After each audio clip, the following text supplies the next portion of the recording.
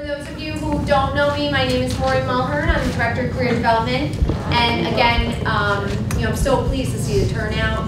And it's a very important topic. You're all going to probably be, I'd be surprised if you didn't deal with this at some point in the next few years. So we are so privileged and honored to have Fran Reinstein, who is on the President's Council here and is very involved and always trying to help the students at STAC in any way that she can. So I will let Fran take over. We are going to be getting more of the nameplates for you, and we will bring that around as we get them back. We just ask that you write your name with the marker on the front of the nameplate. I'm sending it around.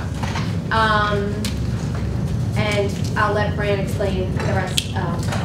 Thank you. I'm going to send this around. Now, why do I want to know your name?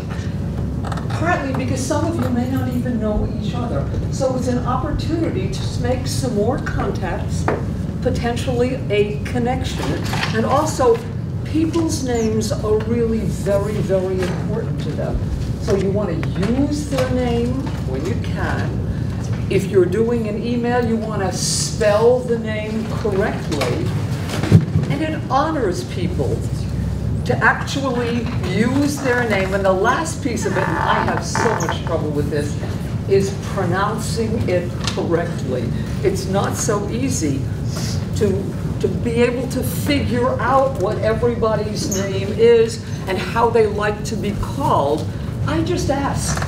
I just say, you know, I'm struggling a little bit with pronouncing your name. Could you pronounce it for me? First of all, it's an icebreaker. It says to somebody, I care enough about you to pronounce your name correctly. My name is Fran Reinstein. My background is in academia, and until, I don't know, maybe 30 years ago, I was in education. I was in South Orange Town. I taught. I was a counselor there, and then there were no more kids. So I went out and I got me a job as a trainer. I was lucky, I really was lucky. And sometimes it's not about smart, it's about lucky. I was able to take my teaching skills and become a corporate trainer. And it was just dumb luck. I didn't know the first thing about banking.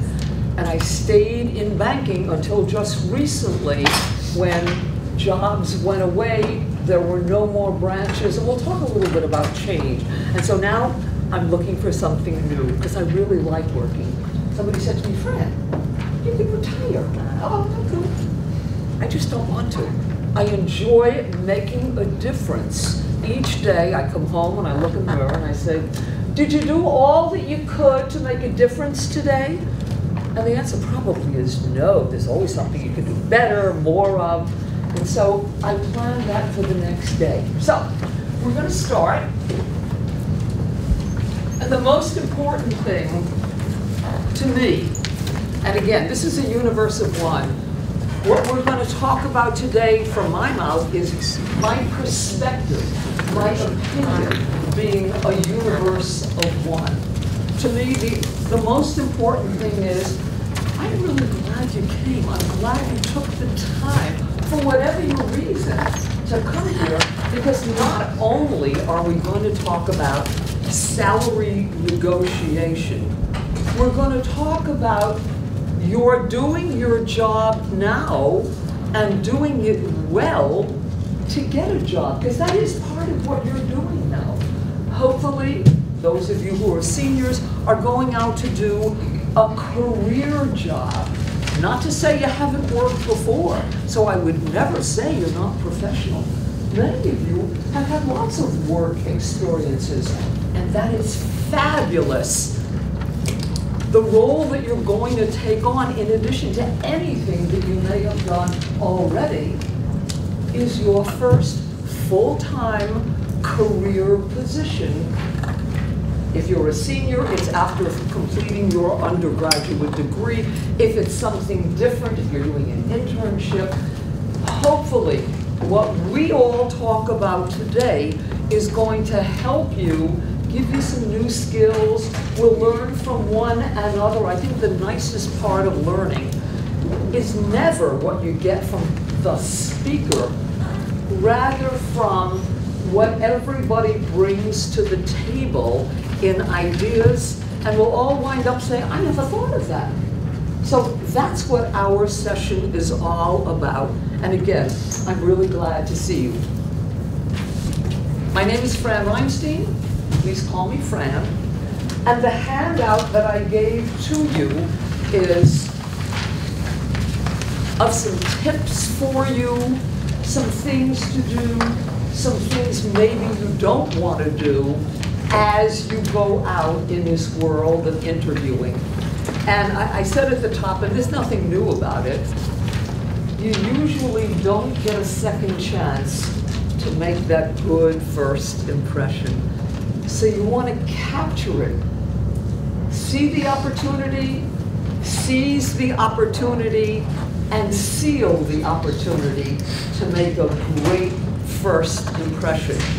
Because you don't want that first impression to be your last impression. How long does it take to make that first impression, good or bad, somewhere in between? What do you think? 30 seconds. It's very short. If it's not seconds, Giovanni, it's minutes, but only a few minutes. So you want to be sure that that impression is a really, really good one. Now, sometimes people do get a chance to make a second impression. And I brought in something that I just saw this in the newspaper and said, I'm going to go to STAC and I'm going to see a group of young people. And this is about somebody, and the headline is, Second Chance for a First Impression. Most of the time we don't get that.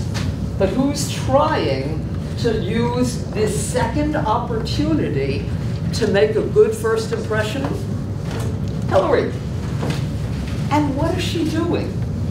She's not talking issues. She's not talking my vision as president.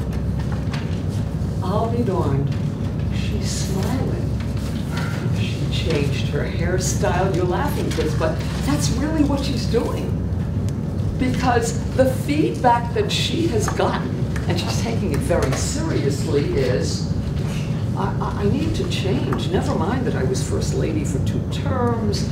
I had healthcare initiatives. I was a senator from New York. I did all kinds of good things. Then I was Secretary of State, and I accomplished a whole bunch of things. People were telling me I'm not warm enough.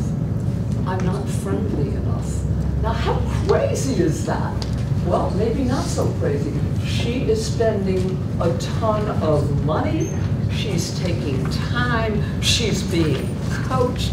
She's being trained to smile, to be more personable, to be warm, to shake hands as she goes around. She didn't do that. She was all about talking to people. Facts, data. It didn't sell her. And now she has to sell herself. She's got to go out and market herself. And this is what she's doing.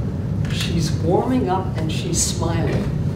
Remember that as you go out to make a first impression, because people will make that snap decision, as Giovanni just said. It doesn't take much time to make the decision about you. The fact that you're in an interview already, I'm sorry, I don't mean to point. The fact that you're in an interview already says you've made the first muster. Somebody looked at your resume or talked to you over the phone. You may have had an interview. So you're there in person, potentially. And now your opportunity is there to lose the job. You want to make sure that you are doing all the right things. I took an ad out that says, you know that good people will grow your business. I'm going to cross out good people. And the reason I'm going to cross that out is because we want to be better than good. Everybody here probably knows that good is not good enough in today's new normal economy. The companies are looking for special, distinctive, unique, outstanding. Somebody, when I did this, somebody said, what about extraordinary? I said, absolutely. So you want to be the best you can be. One of the tips I'm going to share with you is go get some 360-degree feedback from your family, from your loved ones, from your peers, from classmates, from where you worked, and ask them, give me one word. Why are you smiling? Pam? I asked her what she thought about me. And she's That's a great idea. That's just what I'm talking about. Informally, ask people, if you could describe me in one word, what's the best thing you would say about me? And then if you have the guts for it, what's the word? Sorry. What's the worst thing you could say about me? And then kind of make a list of that so that when people say, tell me about yourself in the interview, you say, well, I did some 360-degree feedback. And what I learned about myself, and it was incredibly valuable, was that a large number of people thought I was creative. I also heard over and over again that I was tenacious, and I wasn't sure that was positive. So I said, what do you mean by tenacious? So understand the feedback that you're getting, and you're going to build maybe a more rich, a more robust picture of yourself to use in the interview process. Panelists, thank you for sharing that, because that's the way you do it. What do you think of me? If you could think of one word about me, what would you say about me? And get a plus, and get a developmental area, because you may get some very tricky questions, and you don't want to be just good. You want to be outstanding. So when somebody gives you a difficult question, and by the way, you want to practice, practice, practice, so that you're ready for the toughest questions. And one of the tough questions is about salary. And instead of thinking about salary, you're going to become strategic right away, and you're going to say, well, because this is my first career assignment, look at your notes, please, I did check a large number of websites that talk about salary. And the way I look at it, I'm really thinking about it as compensation. You have already taken the conversation about salary and turned it into a more strategic conversation. That's what you want to be seen as in your interview process. As you do this job of getting a job, you want to be seen as strategic, because it's a way of separating you from people who are just good. And that's a way of looking at it. So as you talk about salary, by the way, if it's not mentioned, don't you dare mention it until they have fallen in love with you, because you're going to talk about compensation range. And as you do your homework and check out these websites, and I'm going to give you a couple more, I found some more this morning, you're going to see that if you know the job title, that's going to be perfect, because it will give you ranges, and it's usually starting ranges, for a particular job title. Well, what if you don't know what job you're going for? What if you've just been invited to interview? No problem.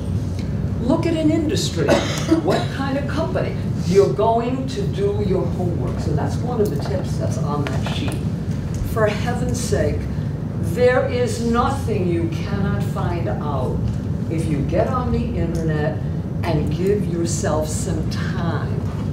Research the company you're going to. How long is it in business? What's its major business? What's the competition doing? What are the challenges that they face? So you'll be ready for their questions, and then when your time comes and they say, well, Pamela, as long as I'm picking on Pamela, I'm going to pick on Pamela. Do you have any questions for us?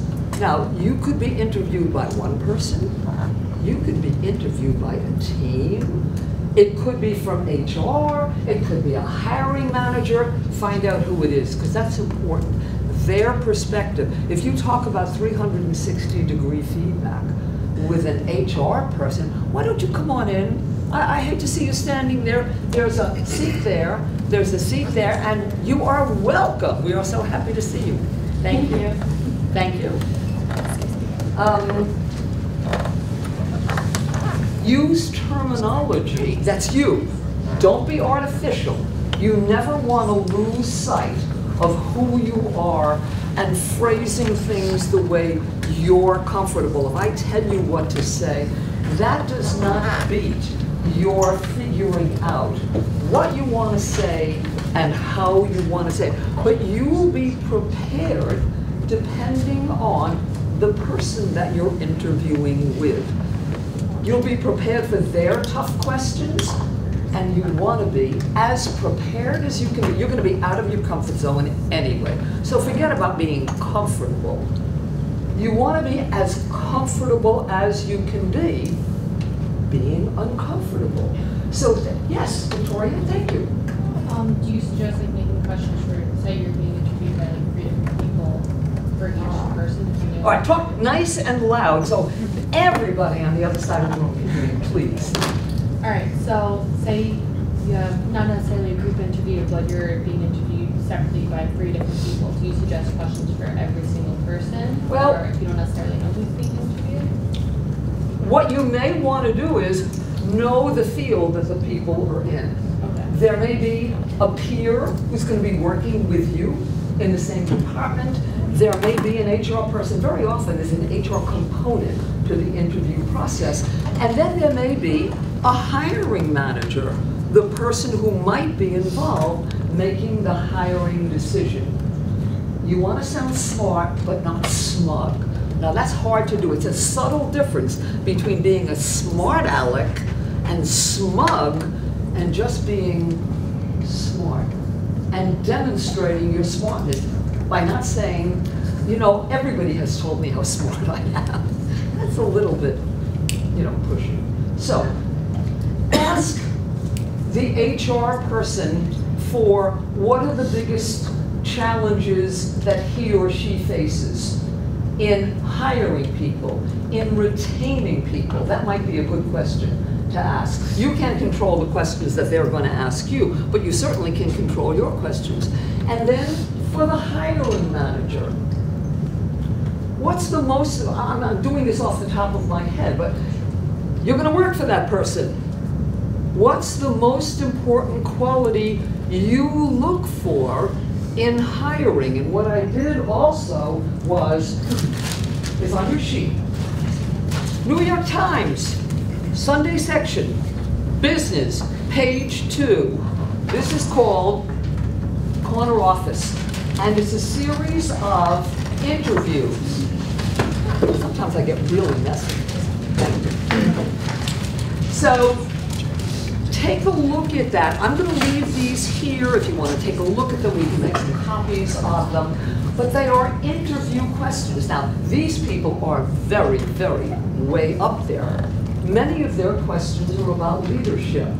Why did I bring these in? Because these will give you good ideas to either use or read about. And every one of you has been a leader in some way. Please be sure that as you're talking about compensation and compensation range, you tell a little anecdote about how you have been a leader on a sports team, in the Boy Scouts, wherever it may be. Facts and data tell just facts and data. A story tells, you know, it sells. Facts and data tell, a story sells. And you want to make an anecdote about yourself, about something you achieved, something you're proud of, because every one of you has either been a leader, has leadership potential, has leadership capacity. You think it's just a CEO that's a leader? No way. Be sure that you weave leadership into your interview. That's why I brought these in, and they are chock full of great ideas, and it's on your sheet. Not that you're a CEO. The point is, what have you done that already exhibits leadership? Because there again, you are distinguishing yourself from being good to being maybe even extraordinary. So these are here for you. Thank you. Is that okay? Yeah. Okay. You know, again, you do want to know, I think your point is such an important one, Victoria. You want to know who it is you're meeting with. Ask. One of the things you have to be is squeaky clean. You don't want to lie, because then you're going to have to remember any lie you ever told in any interview experience, and boy, that's going to get to be really hard to do. And the other thing is, there's a lot of cynicism out there. There's a lot of people who have not behaved in an exemplary way. I read the local paper this morning. The sports section, because I like to read that, was full of unforgivable sins. And they named the person and said what he or she did. It happened to be all guys. And you do not want to get caught in a lie ever. You want to be sure. You don't have to tell them everything about yourself. What you tell them has to be the truth. Your resume has to resonate the truth. Don't stretch anything. Don't fudge anything. Even if you're not found out, you've got to live with that going, who did I tell that I had that job during the summer that I had for a week that I said was a summer? Don't do that. Be squeaky clean and honest. And when people say, well, what kind of dollars are you looking for? Well, this is my first career opportunity, and I'm not sure of that answer. I did some research, I did some homework, and I visited such-and-such.com, and I got ranges. So I'm very comfortable with what the ranges are that I saw for this job. I believe I qualify the top of the range because I have community experience, and then take out the citation that you got for being a volunteer at Meals on Wheels, or for stuffing envelopes with a group that was a charitable 501c3. That's when you can use that. So be sure, if there's something you want to take along, bring it with you. You may not use it, but there may be a reason why you would use it, and you got it. Not to brag, but just, this was a citation I got, and the experience that I had there was invaluable because it taught me about problems, challenges, and then when you have the opportunity, you can say, what's the biggest challenge your company has going forward that you think a new hire might be able to be a participant? Talk about a team you were on. Companies love teamwork, even if they're not doing a heck of a good job, and many of them aren't. But they want to hire people, so when you say to them, well, I'm a team player, the people who talk about being a team player are not always the people who are team players. So fill your interview space when you're asked to talk about accomplishments, but short little vignettes and anecdotes. Don't go on and on, because their time is measured, and you want to make sure that you are talking about critical things. So when it comes to, so what are you looking for in the way of a salary? You are able to say, with great honesty, I did some research, I did some homework, I talked to people who have the same job that I'm interviewing for. or I talk to people at the same kind of company that does the work that you do. And what I heard about starting salaries or compensation was that it comes with a salary and some health benefits and some incentives. And I was very comfortable with that. So whatever the range is, and they all have the range already, they're just looking for, how does this person think? This person is sitting in front of me and I want to see how this person thinks. There's no right answer to what you're saying. They want to measure you, and this is how they do it. So if you say to them, I really like people, some wise acre is going to say, so do cannibals. So don't fall for anything. And it's okay to smile. If there is a genuine reason for you to smile, by all means, smile. If there's a genuine spot for you to show a sense of humor as you're talking about all these uncomfortable things, and you are out of your comfort zone, that's it. How do you get comfortable? By listening and picking up what this person is saying so that you can relate to that. Interestingly, in the world of verbal communication, 3 components: verbal, the words, tone, and then body language and other stuff. What do you think the component is for percentage words? 7%. Is that Alex? Alexander Romeo. Alexander, okay. 7% for words, 55% for body language, and would be 38% for tone. Everything else. Tone, voice, pitch, timing. 7% to 10% is all that words are worth.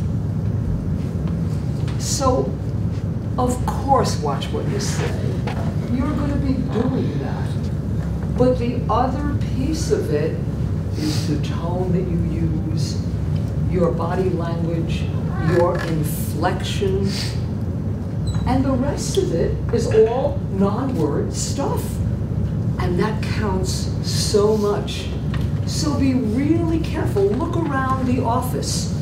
Are you sitting at a table when you're interviewed? That's one culture. Are you sitting across from a desk where the person interviewing you is behind the desk? Are you in a room like this that's been set up, maybe just for interviews? That's going to change the dynamics a lot. If you're comfortable in your own skin, though, you're telling the truth, you have a lot of things to show if you're asked to show them. You've done your homework on all of those websites. Be careful of the websites. Some of them charge. So if you're in doubt, use the 800 number on that website, and I'm going to read off a couple more, and say, what can I get for which there is no charge, and what will I have to pay for? And that's what you always want to do. When in doubt, ask. And so long as you're asking respectfully, it's an okay thing to do. I'm sorry, I don't know how to pronounce your name. Is it Priya or Priya? Priya. Priya. Now, I'm okay asking. I'd rather do that than mispronounce it, and then I gotta remember it though. So it's all in how you do it. You want to be sure that you're not overdressed or underdressed. You want to be sure that you are exuding the kinds of qualities that you hope people are saying about you. That you're confident, that you really are a team player, that it's about getting the work done, it's about results, and of course it really is about practicing before the interview. A little page on questions that I'm so nervous about. What am I going to say when they ask me what kind of salary I want? You want to give them a non-answer at best. The worst thing that you can do is come out with a number, because what does that number mean? Does that include health benefits? Does that include perks? Does that include vacation? Try very hard not to give a number. Now, somebody may really press the flesh and say to you, you know, because I'm not sure of an answer for that, the best I can do is give you a range. That's safer. And that's really what you want to do rather than give a number. You've done the research for it, so you've got the range. And I looked up this title, and I looked up some, they want to see how you think. They don't expect you to be in the same category as somebody who's been in the industry, in other jobs, for whom this is a job change, a promotional opportunity. They know that you are graduating from a college or somewhere in that vicinity. So they get it. Most of these people don't, other than the HR person, don't do this for a living. So a hiring manager has a job to do. He or she doesn't interview for a living. So they may be as uncomfortable as you are, the interview, when they're looking to hire somebody. I'm going to go back and check some of my notes. I did want to give you a couple of other .coms because there are some other ones that I found that may not be there. And you want to do as much homework as you can and find out what the competition is doing. That's really important. I understand that you are #1 in such and such. I also read, again, they're seeing that you are mature. They are seeing that you're prepared. And that's going to give you some confidence.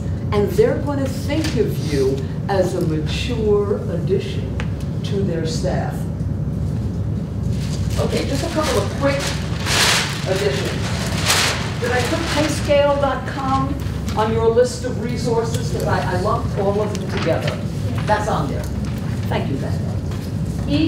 How, small e, how to negotiate salary for a new job is by Laura College. I'm going to leave this up so we can, take 5 minutes at the end to do that.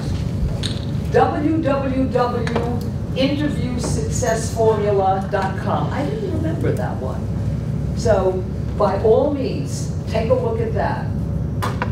ask.com/salary. Look how many .coms there are for you to do some homework. You don't have to tell them how many you looked at, but the fact that you were serious enough, you want to be seen as serious, a serious contender. And there was a writer, I couldn't find his book, but I found him on Amazon, and it's Donald Asher, The Salary Games. I found 6 or 8 other books. I just couldn't find that particular one. So it's okay for you to say, I read about this, or I looked it up. That is absolutely fine, because you want to demonstrate to them how much work you have already done to find out about the job, about the company. So instead of saying, what are my growth opportunities? Hello, this is not about you. This is about what you can do for the company. Demonstrate that first. Let everything else wait. As you show them, it's about what you can do for, and not what about somebody can do for you. That's going to differentiate you.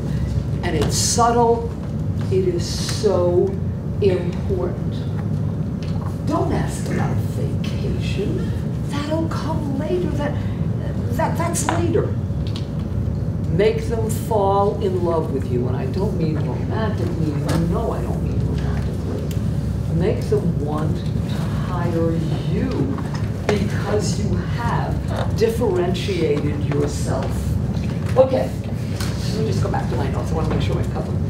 Yeah, my research said, Alexander, 7% words, 38% tone and other stuff, and body language and other stuff, 55%. That's huge. So it's not about your words. It's not about your accent. It's about your whole presentation. And remember, you are the brand. I have a little booklet here that I bring with me sometimes, and it's from Campbell's. What's in a name? You are the brand in this particular scenario. If I say the whoosh, you all know it's Nike. And every brand that really gets prominence and attention, what, no?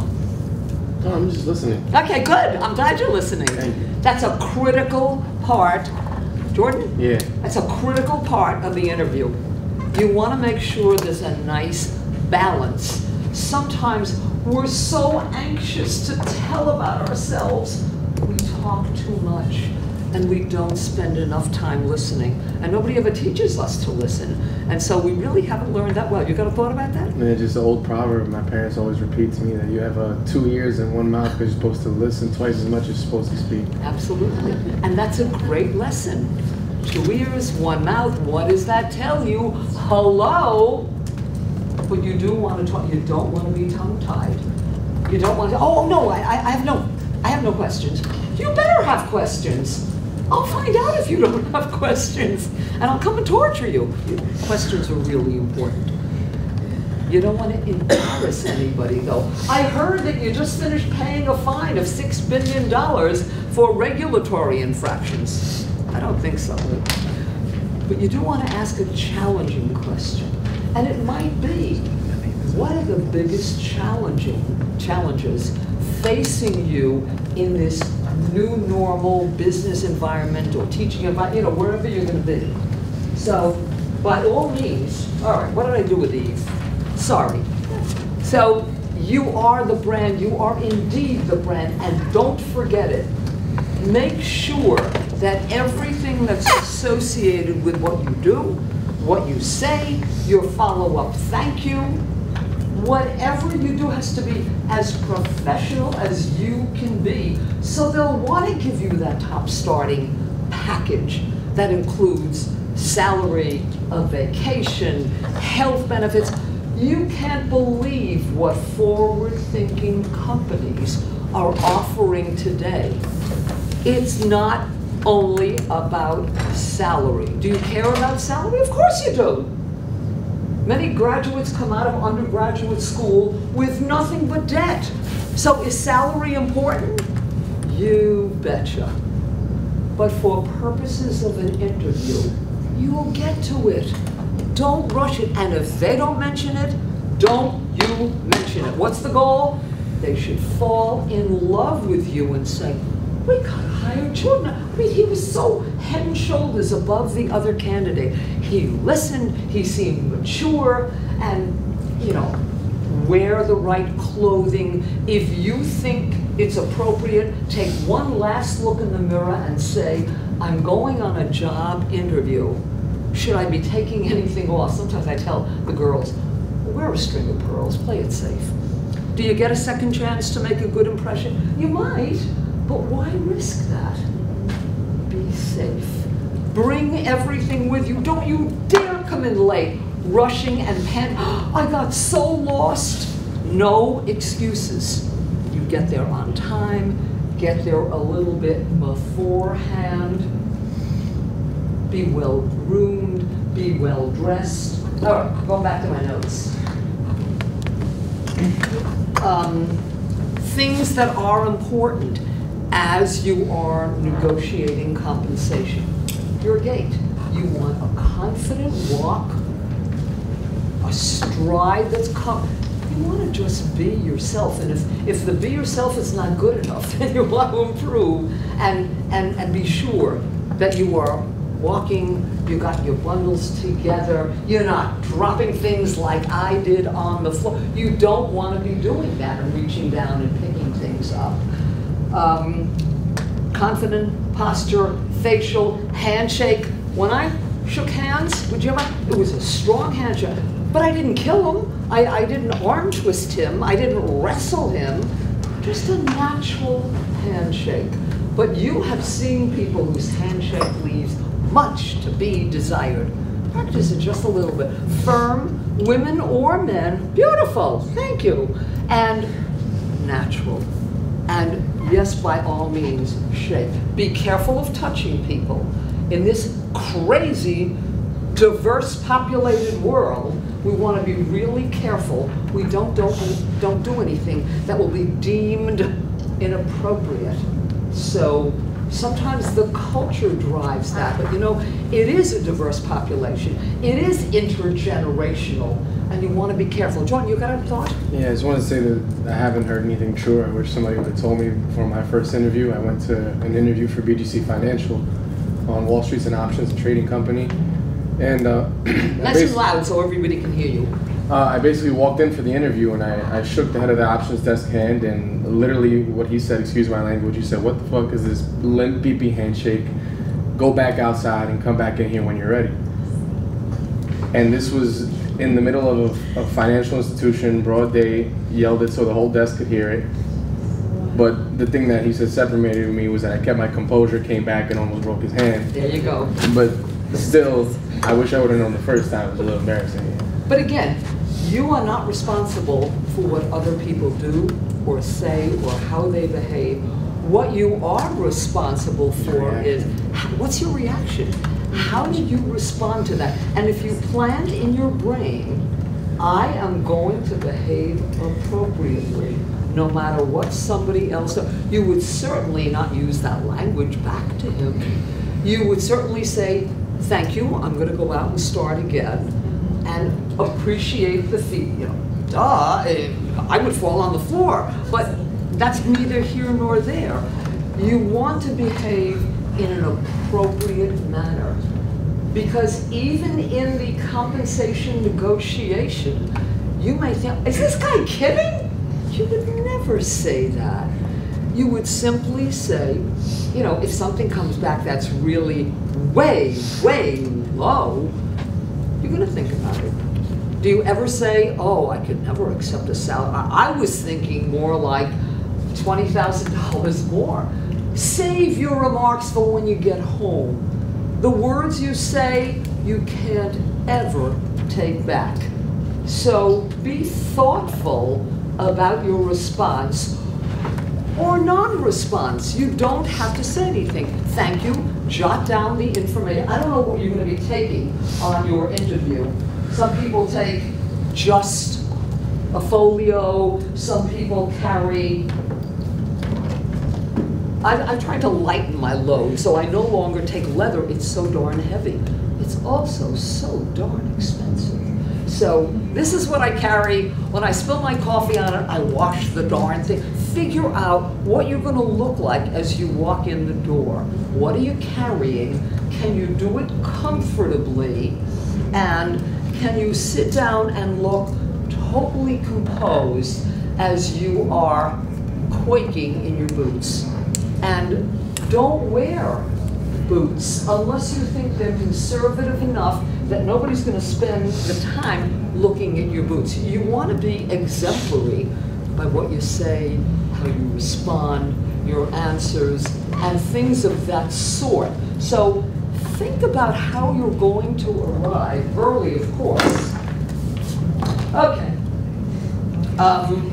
You want to be sure you make eye contact without staring at the person. So it's appropriate eye contact without, you know, focusing on anybody in the room particularly, because that makes people really uncomfortable. Practice it. There's nothing like practicing with somebody or going through a mock interview. I saw a sign up in Maureen's office for a mock interview. That's great, because you iron out all the kinks. You'll say, "Oh, could I start again?" Of course you can in a mock interview.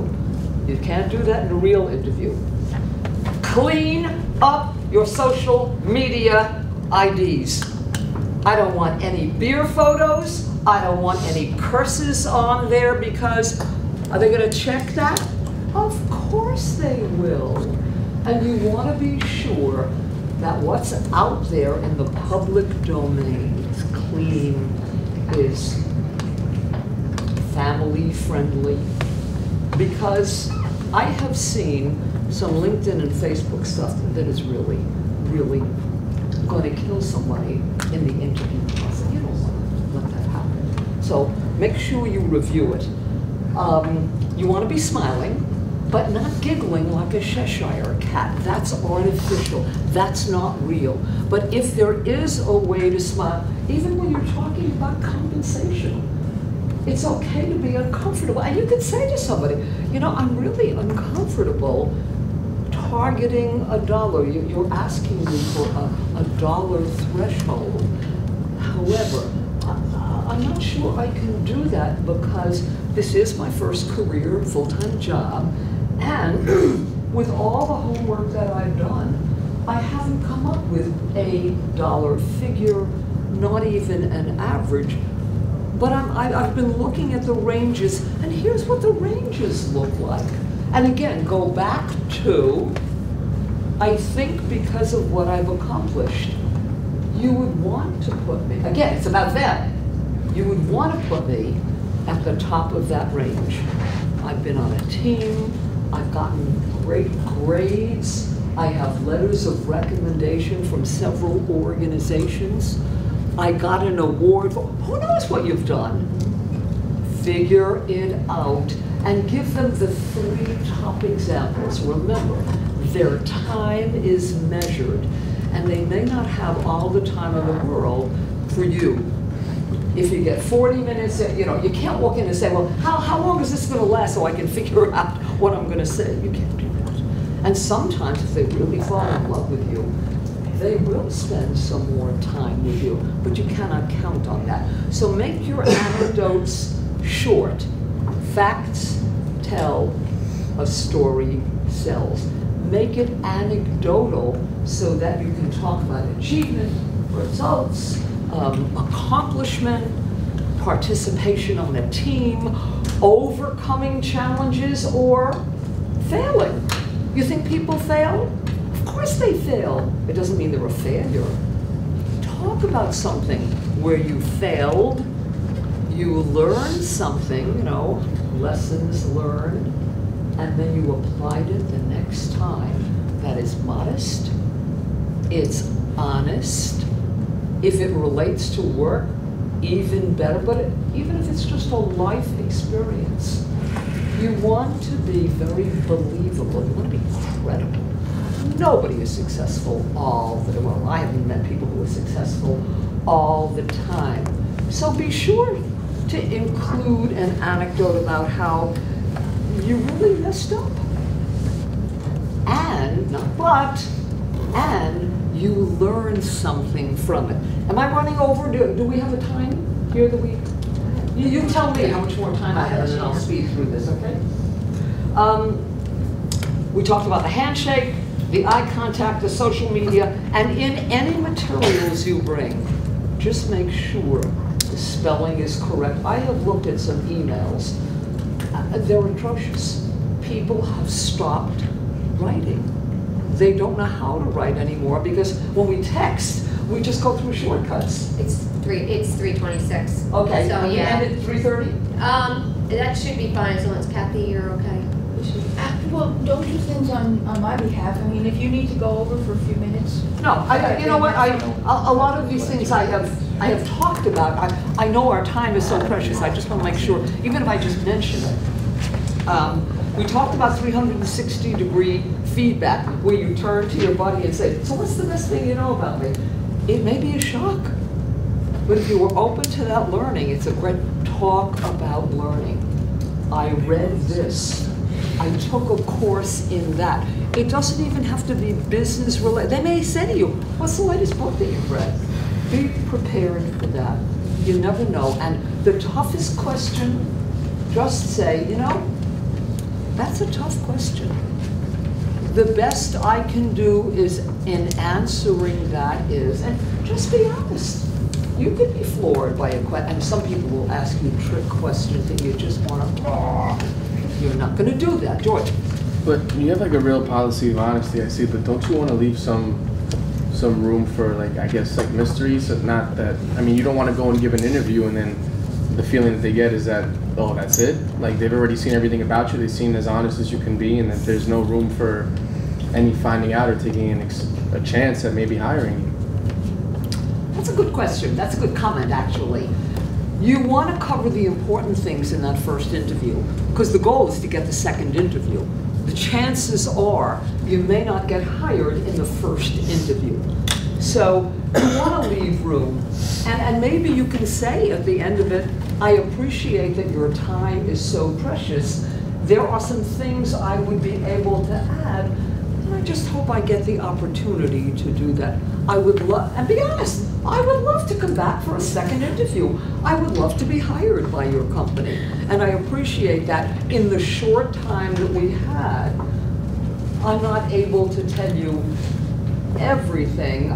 But remember, you've been invited to interview. They got a stack of resumes and cover letters this thick, and they chose you. Do you know how many other people there are? Of course not. Just assume that you're one of many. That's a really good point. And you can kind of summarize it by saying, I would love to be invited back to talk further. I do appreciate. Stop saying but, and leave the cliches. Sometimes people say, you know, to be perfectly honest with you, I think to myself, what have they been doing until now, lying? So watch the cliches that come out of your mouth and see if you can just avoid them. That's a good point. 360 social media cleanup using the non-answer. Try not to give them a dollar figure, because who knows what that dollar figure will cover. And there are so many non-financial pieces to a compensation package. Sometimes you get a graduate program, they'll send you to school, sometimes not. So just be careful, leave that for the second interview. Questions, okay. Oh, Stephen Covey. Stephen Covey is going to be a guest speaker in a program, and I thought to myself, oh, what's he going to talk about? And the title is Leadership at the Speed of, what usually comes at the end of that? At the speed of? Light, exactly. And his topic is at the speed of trust. You want your interviewer to trust you, that you're going to do your work honestly. You're not going to take shortcuts. The whole notion of transparency has never been more important than it is today. And so talking about leadership at the speed of trust is really so important that I just said, wow. You're going to be out of your comfort zone. You want to make a connection with this person. Be sure you write a thank you note. And if it's an email, that's fine, if that's the culture, and that's okay. Or you say at the end, how would you like, I want to be sure that I follow up and send a thank you note. Shall I email you? Shall I write you? People don't write notes anymore. Nobody uses paper anymore. But, you know, that's fine. What shall I call you? First thing I walked in today, when we're in the room, what shall I call you? She said, oh, the students call me Marie. I said, that's great, that's terrific. Check it out if you're not sure. Don't be bashful. But make your questions logical questions. You know, there's a huge difference between ignorance and stupidity. There is no cure for stupidity. There's a cure for ignorance. So let me leave you with, you are the brand, and be proud of yourself as you're out there. Find a connection, teams, leadership, learning sponge, a sense of urgency. These companies have problems. You are the Excedrin for their headache. You are going to be a cure for their pain. Companies have pain. Why the heck do you think they're hiring? So, if I can leave you with that, that's great. If you have any questions, come on down, or I'll give you a card, or whatever, okay? Thank you so much for coming.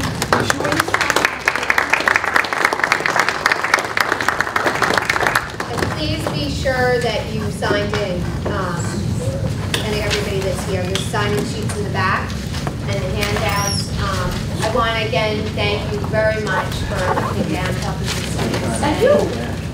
If any of you do not have to rush back and you want us to stay and ask a couple questions. That's fine. Professor Lynch is in the back. I don't want to hold anybody, so if you have to leave, leave. I just want to apologize for walking in late and say that my name is Elaine Winship, and I'm a professor here on campus, and I teach business communications, and most of my students are here, and you sound like me, and I love that. You've repeated a lot of the wonderful things that I'm trying to teach in class, and it's such a good feeling because sometimes your students need verification outside of the classroom, so thank you for that. But I have one very important question that I'm asked all the time, and I would really love for you to weigh in, and it's directly applicable to the students here as they haven't graduated yet, and they're more than likely going to be, I hope, looking at entry-level positions.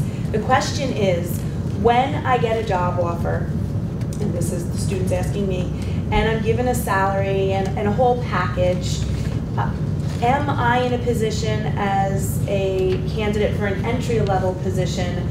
Am I in a position to ask for that salary to be negotiated? Can I say, is this salary negotiable?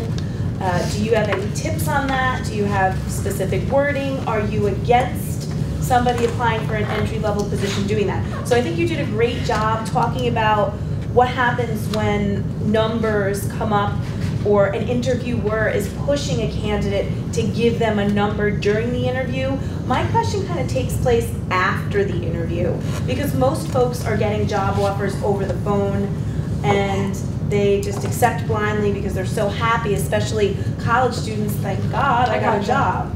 Can you weigh in on that? I would go to the HR person and say, I so respect your expertise, and I want to be sure that I am not saying anything or asking for anything that is not an acceptable behavior at your company. Is there room for, you don't want to say wiggle room, because that doesn't sound as professional as it might be. Are any of the items in this compensation package negotiable? I think So you think it's okay for an entry-level position to? I do, I tell my especially students that it's okay. I just want to get your professional. Especially if it's really low. Obviously, if it's too high, I don't think there's going to be any kind of argument. If you really see, and you've done your homework, that, boy, this is really low, I would do it respectfully. Would it be okay for me to discuss this item with you? I would do it with the HR person. They're accustomed to having that discussion. The hiring manager will have that plexi and fall on the floor because he or she won't be accustomed to talking this kind of terminology. The HR person is. So I would take it up with the HR person and I would say, I did a lot of homework on this. And don't be ashamed or embarrassed, but rather respectful about it. And this number is lower than 70% of the numbers there. Can we talk about that? Don't say I want to negotiate it. Can we talk about that? I want to make sure that I am respectful. I want to make sure that I don't disqualify myself by any unprofessional behavior. I would throw in a couple of disclaimers so that they know you're not being a smart aleck. And of course you're not. And you don't want them to retract the offer. Of course. And legally, once they give it to you, they can't, but nevertheless, you never know. Absolutely. And at the same time, this is where you're going to start. And this is going to be your starting point for the rest of your life. Right. So everything is going to work off this base. Right. So I would do it if it was significantly below. If that doesn't work, if they say, no, you know, there's no way I can change this, I don't determine it, the chances are they don't, come back with, what's the review period for this? Maybe it doesn't have to be an annual review. You know, that's a way of kind of not fudging it, and you're pushing the envelope a little bit, but after all, this is your professional life starting here. Yeah. Could you tell me a little bit about the review, and might it be less than an annual review that I've read about in all of my homework and research. So that's another way of dealing with it in a slightly different way. I'm sorry, Thank you. I don't have a magic formula. No, that's a great answer, and it's pretty much That on target review with what I do. often works if you want it after 6 months. You know, Yes. if you say, I'm confident that I will be doing a good job, which I would love for you to review my work after 6 months. There you go. That's perfect. However, you must get that in writing at the time you take the job, Right. okay, in case there's a change in management. Duh. Yes. Thank you, I really. Talk about appreciate it. change. Look I about mean, here and everything is that. I still use Who Moved My Cheese, even though it was written in 2004. It is timeless. They keep moving the cheese, so be prepared for that. Thank you so much for your time.